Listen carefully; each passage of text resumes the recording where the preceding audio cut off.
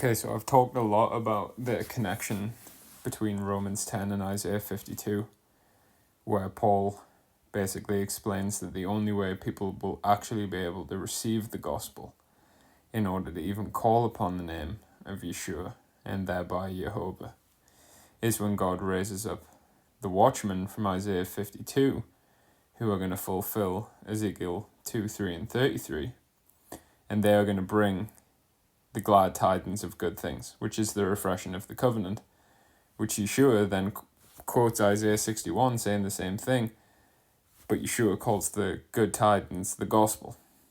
Okay, so I've talked about that a lot, but recently in the past couple of weeks, God has revealed more meat and Jew season in relation to this, and it's in 1 Peter 1, going into 1 Peter 2, quoting Isaiah 40.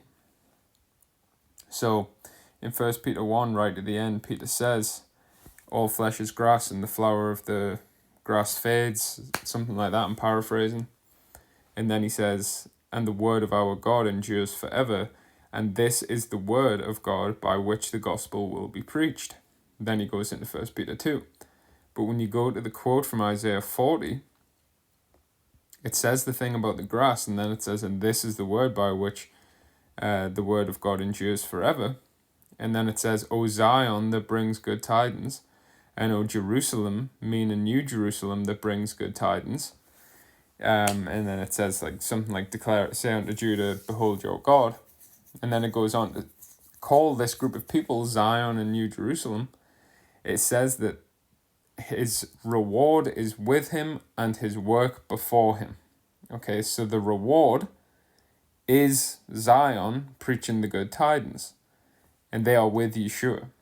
His reward is with him. Malachi 3:16 through to 18, he's going to make up his jewels, so his reward is his bride, which is the 144,000, which, as I'm going to explain in a second, are the ones preaching the good tidings. Now, Isaiah 62, which is all about the sons of God, who are going to be giving out the corn and the wine to their enemies, but then the time comes where they will no longer give it out to their enemies, but they'll enjoy it in Yah's courts, in the courts of Yah's holiness. And the corn and the wine is the meat and Jew season. So this is talking about the guys who are watching, because they're the ones who receive the meat and Jew season. Okay, so it starts off by saying, for Zion's sake, I will not hold my peace.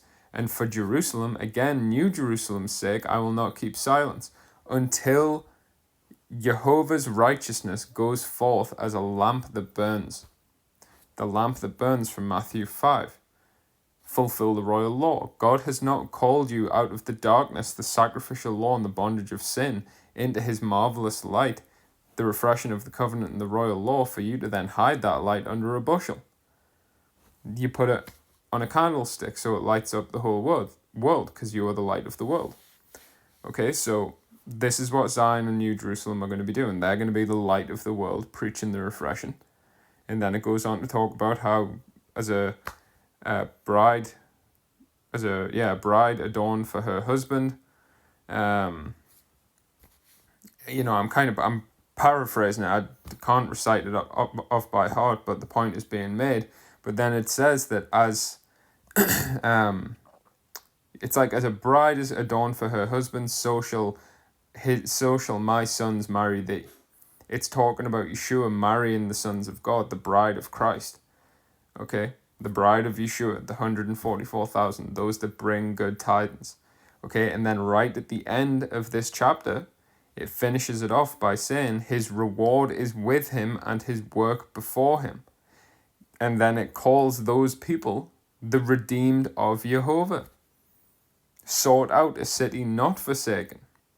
It's the redeemed of Jehovah. So the redeemed of God, the redeemed of the Lord, are the ones preaching the good tidings, which is Zion, which is New Jerusalem. Like, that's who is going to be doing that. It's the servants of God, the only ones who aren't deceived in the final generation. So, but then taking it back to Peter and Paul, within their respective chapters where they're explaining these things, they both quote Isaiah 28, saying, whosoever believes will not be ashamed, will not be confounded, will not make haste. It's three different words across 1 Peter 2, Romans 10, and Isaiah 28. As I was saying, the ones who believe will not be ashamed. Okay, so, more meat and juice season than we just received recently. And I hope I get these chapters right. I think it's Luke 13 and Matthew 7. It's two different accounts of the same thing, where these people come to Yeshua and say, have we not eaten and drunken in your presence and, feasted with you in your presence? And have we not done many miracles in your name and cast out demons in your name and prophesied in your name? And to both of these people, Yeshua will say, depart from me, I never knew you. He's going to be ashamed of these people. Okay, now the reason being, what Peter then goes on to explain in 1 Peter 2, that unless you are built up a spiritual house and a holy priesthood to offer up spiritual sacrifices acceptable to God by Yeshua Messiah, which is the humble and contrite spirit that fears and trembles at his word, and the communication between the brethren, which is keeping the 10 Commandments and fulfilling the royal law, unless you do those two things, then you've stumbled at the stumbling stone. And instead of a sanctuary, Yeshua has become your rock of offense. You've stumbled at him. And the reason why you do that is because you don't actually know the refreshing of the covenant. You don't understand who Yeshua is. You don't understand why he came. You don't understand the works that he did. So in John 14:12, when he says, he that believes in me, the works that I've done, he will do as well. Well, if you don't understand the refreshing, then you can't do the same works that he did. So you don't really believe in him. So that part of Isaiah 28 that says, who believes in Yeshua will not be ashamed. You don't believe in him. So he's going to be ashamed of you. He's going to say, depart from me, I never knew you, because you didn't understand the refreshing of the covenant. You didn't understand why I came. Okay, so Paul and Peter both saying the same thing in 1 Peter 1 and 2 and Romans 10. Paul quotes Isaiah 52. Peter quotes Isaiah 40.